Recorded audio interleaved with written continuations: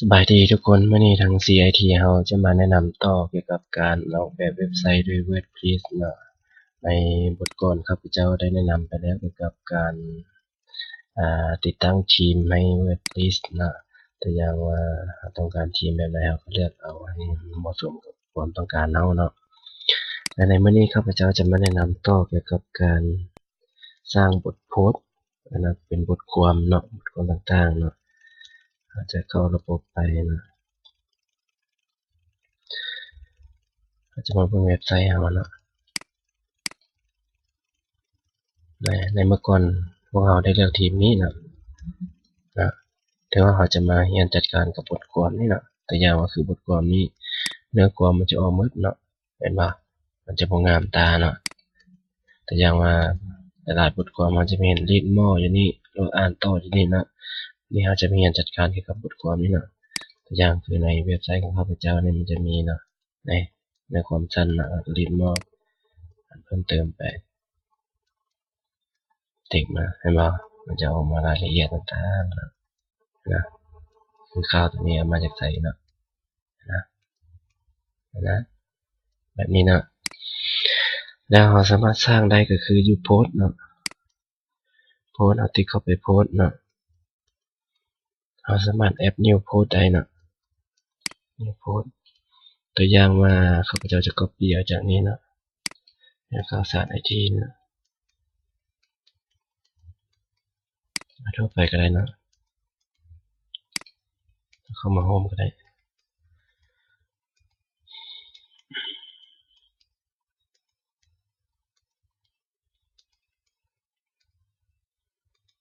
อยากเข้าไปโฮมเนาะเราเลือกเอาข่าวที่เราต้องการเนาะตัวอย่างข้าพเจ้าจะเอาตัวนี้เนาะนายกออกคำสั่งห้ามส่งให้ถอนออกต่างประเทศนะในที่นี้ก็คือแอป New Post ตัวห้องตัวถึงจะเป็นหัวข้อเนาะหัวข้อบทความเนาะตัวนี้เราจะเอาลงนะอย่างนั้นหัวข้อบทความนี้วางใส่ในตัวนี้จะเป็นในบทความเนาะในบทความแล้วก็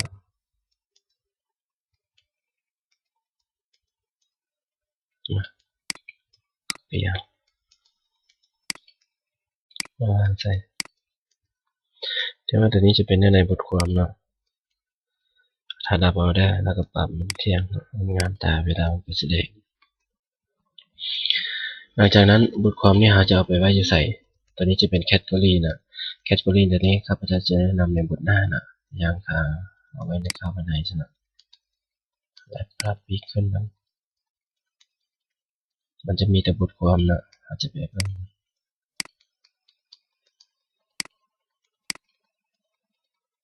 นี่จะมีหัวข้อ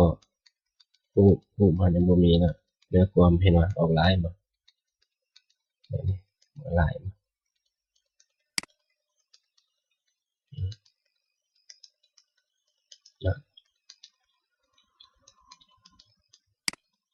นะอันนี้จะไปเพิ่มรูปเข้าในบทก่อนครับอาจารย์ก็ได้ทดลองให้เบิ่งนะการเพิ่มรูปเข้ามันก็เข้ารูปตัวนี้นะ set future image นี่ future image ตัวอย่างครับอาจารย์มีรูปอยู่นี่แล้วนะคือท่านนายกครับเจ้าได้ไว้นี่นะตัวอย่างนี่นะตัวนี้นะมันเหมาะสมซะนี่ตัวนี้จะเป็นรูปแล้วก็เซตมันฟีเจอร์อัปเดตนะ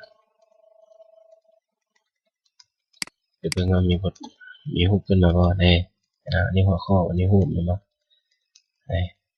นี่เนื้อความอย่างเนื้อความตัวสั้นนี่มันค่อนข้างหลายนะลองปรับกันเบิ่งมันจะมีให้ตัวปรับลินมออยู่นี่นะ insert ลินมอแท็กนี่นะอย่างว่าเอาแค่นี้นะ insert นะแล้วขึ้นได้ไปอัปเดตไปเบิ่งกันเบิ่ง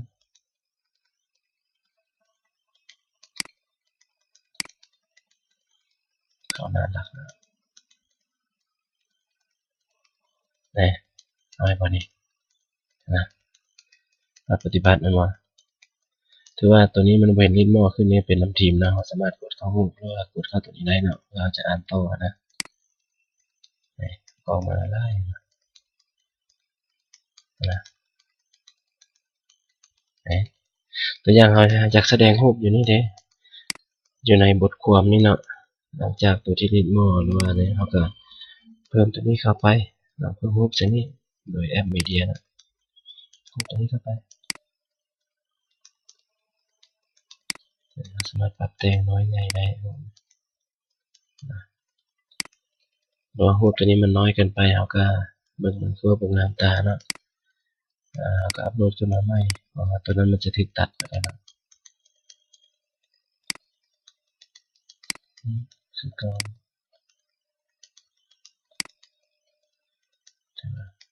มันปรับแต่งใหม่ก่อนนิดนึงครับ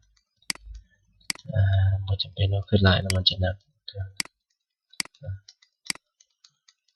สุดแล้วนะสามีก็ได้นะ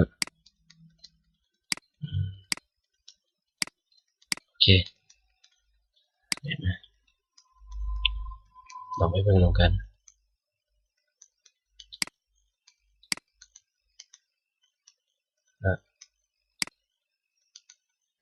เห็นนะโอเคแล้ววันนี้เราก็สามารถเพิ่มรูปใส่วันนี้บรรดารูปที่เกี่ยวพันกันนะใส่ในว่างต่างๆนี้ได้นะโดยที่ว่าเราสามารถแอดเพิ่มเข้ามาตัวอย่างนะข้าพเจ้าจะเพิ่มเพื่อขึ้นกลางตัวนี้นะตัวแอดเข้ามาตัวอย่างตัวนี้นะเสิร์ชเข้ามาโอเคในแค่นี้ก็ได้นะแล้วก็อัปเดต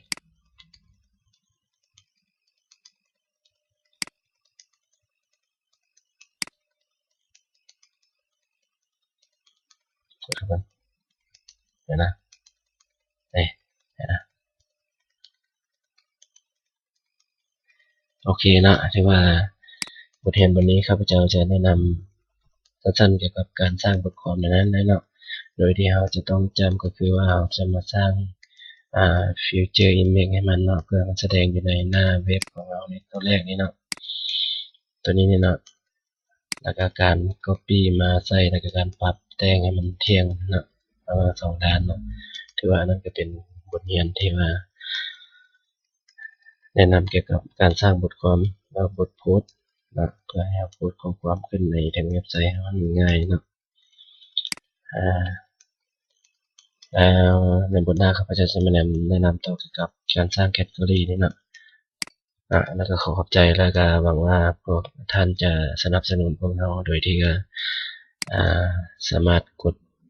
มา subscribe เนาะเพื่อมาติดตามพวกเราเนาะแล้วก็สามารถค้นหาพวกเราได้ที่ YouTube ก็คือ CIT แล้วจากนั้นก็สามารถกดsubscribe เนาะเพื่อติดตามพวกเราเนาะ